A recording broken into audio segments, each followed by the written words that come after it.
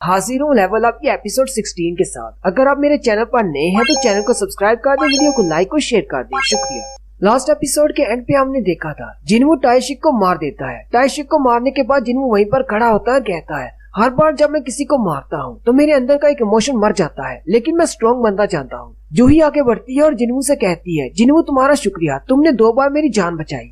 Mister song भी मुस्कुराते हुए आगे आते हैं और कहते हैं तुम्हारा शुक्रिया, अगर तुम यहाँ पर नहीं होते तो हम तो मर चुके होते। मिस्टर सोंग जिनवू से कहते हैं अब हमें क्या करना चाहिए, क्या हमें वापस जाकर गिल्ड को ये सारा मामला रिपोर्ट नहीं करना। जिनवू मिस्टर सोंग से कहता है लेकिन अभी हमें डंजन के बॉस को मारना है ताकि इसके गेट को क्लोज किया जा सके। मिस्टर सोंग उसे कहते हैं कहीं तुम अकेले बॉस को मारने के लिए तो नहीं जाना चाहते। लेकिन साथ ही मिस्टर सोंग चुप हो जाते हैं और कहते हैं हाँ ठीक है, मैंने तुम्हारे स्किल्स देख ली है, तुम काफी ज्यादा पावरफुल हो, मैं तुम्हें नहीं रोकूंगा।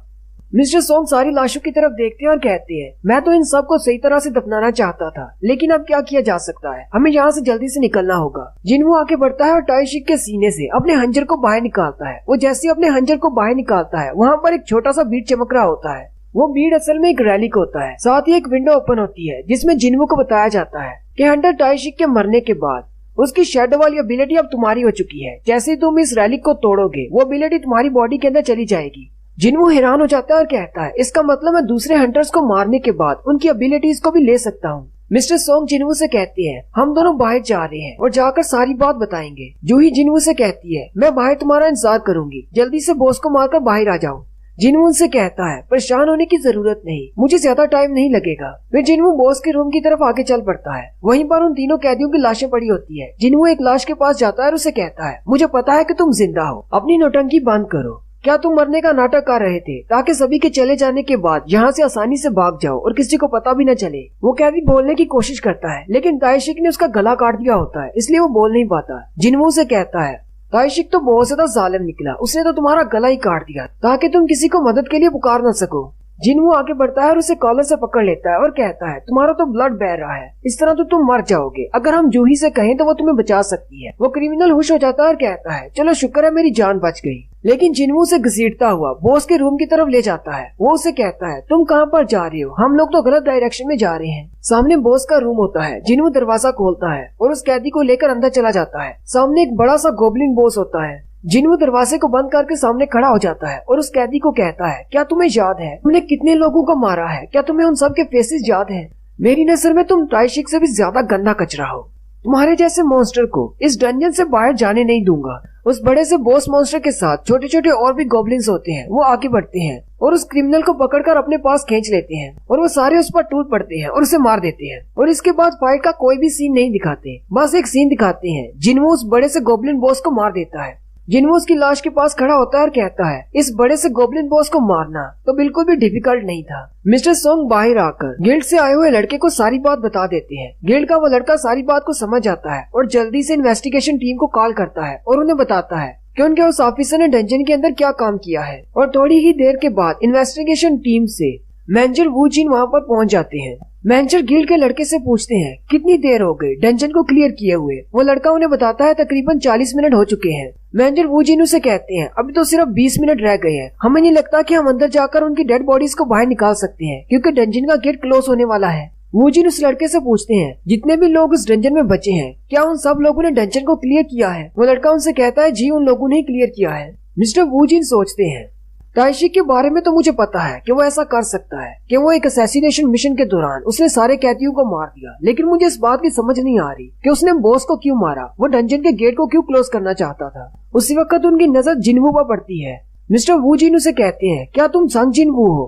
तुम तो पहले से काफी ज्यादा बदल चुके हो, मैंने तो तुम्हें पहचाना ही नहीं, तो आज हम दोनों दोबारा मिल रहे हैं। जिनवू भी उसे पहचान लेता और कहता है हाँ मुझे याद है, तुम उस दिन हॉस्पिटल में आए थे। मिस्टर वू जिन उन्हें कहते हैं मेरा नाम वू जिन चियोल है और मैं मॉनिटरिंग डिवीजन का हेड हूँ। मुझे पता चला है कि हमारे एक साथी ने तुम लोगों को बहुत ज्यादा मुश्किल में डाल दिया और तुम्हारी जान लेने की कोशिश की। मैं अपनी पूरी टीम की तरफ से तुम लोगों से माफी मांगता हूँ क्योंकि मैं अपनी टीम का हेड हूँ। हम लोग इस पूरे मामले की तहकीक करेंगे। जिनवू कहता है मुझे अपने स्ट्रॉन्ग होने पर ज्यादा खुश नहीं होना चाहिए क्योंकि मुझे पहले महसूस नहीं हुआ, लेकिन अब मुझे पता चल चुका है इस शख्स को देखने के बाद क्योंकि मेरी सेंसिबिलिटी बढ़ चुकी है। ये बंदा ताइशिक से भी ज्यादा पावरफुल है। मिस्टर वू जिन उनसे कहते हैं, मॉनिटरिंग डिवीजन का हेड होने के नाते मुझे तुम लोगों से कुछ सवाल पूछने हैं। जबकि जिनवू अभी भी उसकी स्ट्रेंथ की तरफ देख रहा होता है और कहता है, मुझे लगता है शायद ये एक ए रैंक का हंटर है, मैं इसकी पावर से मैच नहीं कर सकता, इसका पावर लेवल बहुत ज्यादा है। मिस्टर वू जिन उनसे कहते हैं, अगर तुम लोग मेरे साथ कोऑपरेट करोगे तो तुम्हारे लिए बहुत ही अच्छा रहेगा। जिनवू कहता है, ठीक है सर, हम लोग कोऑपरेट करेंगे। मिस्टर वू जिन उनसे कहते हैं, चलो ठीक है, मैं डायरेक्टली पूछता हूँ, तुम तीनों में से किसने टाइशिक को मारा है? जिनवू कहता है, मुझे नहीं लगता कि मैं अपनी रीअवेकनिंग को ज्यादा देर तक छुपा पाऊंगा, मुझे अब सब कुछ बताना ही होगा। अगर मैं इसे बता देता हूँ तो जिनवू के साथ मेरा कॉन्ट्रैक्ट कैंसिल हो जाएगा। लेकिन उसी वक्त मिस्टर सोंग आगे बढ़ते हैं और उसे कहते हैं, मैंने उसे मारा है। मिस्टर वू जिन मिस्टर सोंग से कहते हैं, अगर तुम्हें बुरा न लगे तो क्या तुम बताना चाहोगे तुम्हारा हंटर रैंक क्या है? मिस्टर सोंग उसे कहते हैं, मैं एक सी रैंक का हंटर हूँ और एक मैजिशियन टाइप हूँ। मिस्टर वू जिन उसे कहते हैं, सी रैंक का हंटर बी रैंक के हंटर को कैसे मार सकता है? मिस्टर सोंग उसे कहते हैं, क्या तुम पीछे नहीं देख रहे, मेरे साथ एक बी रैंक की हीलर है। मिस्टर वू जिन कहते हैं, हाँ तुम्हारी बात ठीक है, अगर तुम्हारे पास एक बी रैंक की हीलर है तो तुम टाइशिक को मार सकते हो। लेकिन वू जिन अपने आप में ही सोच रहा होता है, टाइशिक को तो हम डिवीजन वाले भी कंट्रोल नहीं कर पाते थे, वो बहुत ज्यादा पावरफुल था। एक बाजू वाला सी रैंक हंटर और एक कमजोर सी बी रैंक की हंटर, क्या ये दोनों मिलकर उसको मार सकते हैं? इस पर यकीन करना थोड़ा सा मुश्किल है। मिस्टर वू जिन उनसे कहते हैं, तुम्हें मेरे ऑफिस आना होगा, कुछ रिपोर्ट्स पर साइन करने हैं, उसके बाद तुम लोग जा सकते हो। जिनवू मिस्टर सोंग से पूछता है, आपने मेरे लिए झूठ क्यों बोला?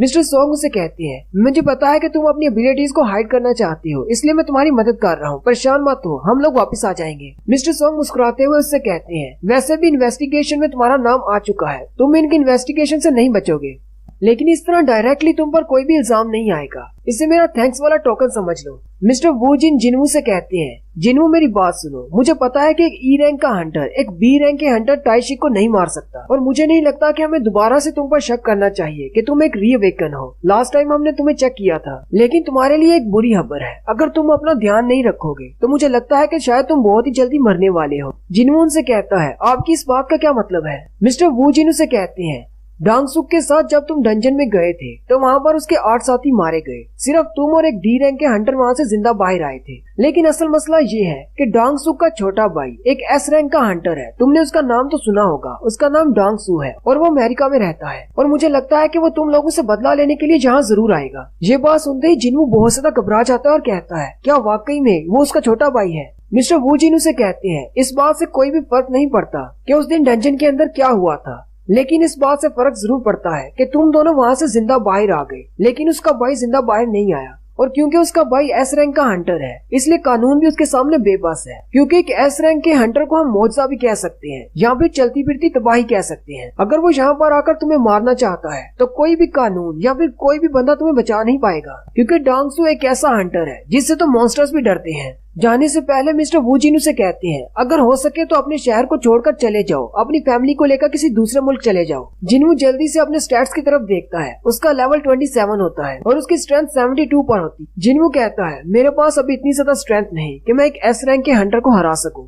3 घंटे की इन्वेस्टिगेशन के बाद गोल्ड कंपनी का सीईओ, जिसने टाइशिक को वहाँ पर पैसे देकर बेचा था, वो अपने आप को पुलिस के हवाले कर देता है, जिसकी वजह से मिस्टर सोंग और जूही को छोड़ दिया जाता है। जूही सीधी जिनवू के पास वापस आती है और उसके हाथ में वही मैजिकल कोर होता है जो कि 4th एपिसोड में जिनवू ने जूही को दिया था। जिनवू जूही को बस स्टेशन पर छोड़ने के लिए जाता है। जूही आगे खड़ी होती है और जिनवू से कहती है, जिनवू तुम तो काफी ज्यादा बदल चुके हो, पहले से काफी ज्यादा लंबे भी हो गए हो, लेकिन मैं उस दिन के बाद से जरा भी नहीं बदली। जिनवू से कहता है, तुमने भी बहुत सारी मुश्किलात का सामना किया है, हर किसी के लिए चेंज होना मुख्तलिफ होता है।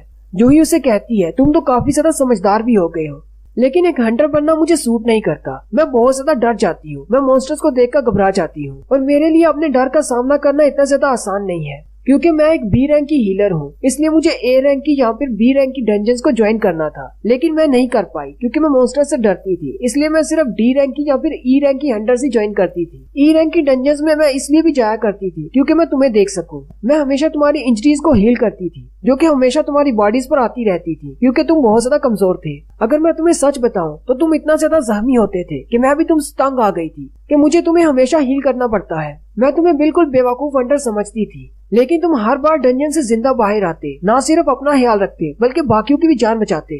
तुम्हारी आंखों में हमेशा यही बात होती थी कि तुम्हें यहाँ से जिंदा बाहर निकलना है, लेकिन मुझे नहीं लगता कि मुझे कभी इस तरह की आंखें मिल पाएंगी। मैं हमेशा डरती रहूंगी और डरती हूँ। साथ ही वो मैजिकल कोड निकालती है और जिन्हों से कहती है, तुमने वादा किया था अगर हम लोग यहाँ से जिंदा बाहर निकलेंगे तो हम दोनों खाना खाने के लिए जाएंगे, लेकिन अब ये मैजिकल कोड तुम्हें वापस कर रही हूँ। जिन्हों से कहता है, लेकिन क्यों, इस वक्त क्यों? जूही मुस्कुराते हुए से कहती है, मैं रिटायर हो रही हूँ, अब मुझे हंटर्स का काम नहीं करना। मैं वापस अपने होम टाउन बुसान जा रही हूँ। अगर तुम वहाँ पर आए तो मुझे बताना, हम दोनों वहाँ बैठकर खाना खाएंगे। मैं तुम्हें वहाँ की फिश खिलाऊंगी। जिन्हों भी मुस्कुराते हुए उससे कहता है, अगर मैं वहाँ पर आया तो मैं तुम्हें जरूर ढूंढ लूंगा और तुमसे कहूंगा कि मेरे साथ बाहर चलो, और उस दिन खाने का बिल मैं दूंगा।